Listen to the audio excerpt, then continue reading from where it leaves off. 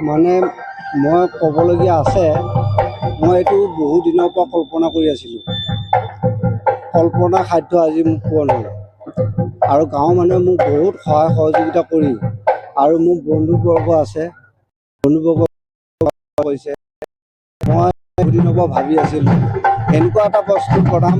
মই জানো আমাৰ মিকি গাঁও গোসাইবুৰি জনজাতি যুৱক সংঘ তথা মৰিগাঁও ডিষ্ট্ৰিক্টত মই সুনাম কঢ়িয়াই আনিবৰ কাৰণে এইটো প্ৰচেষ্টা লৈছোঁ।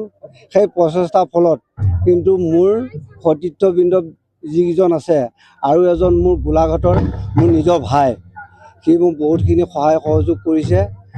সেইবাবে মই আজি এই অনুষ্ঠানত মোক মুকলি কৰিবৰ কাৰণে মোক সুখী হৈ মই বহুত ধন্যবাদ দিছোঁ, আৰু নিজেও মই সুখী হৈছোঁ।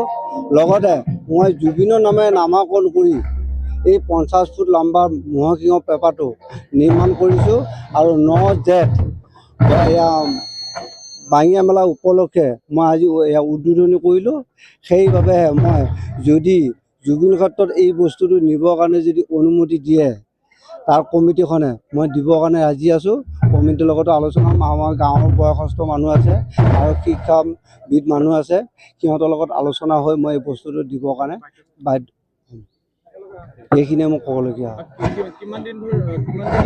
মোৰ 3 মাহ 3 দিন লাগিছে।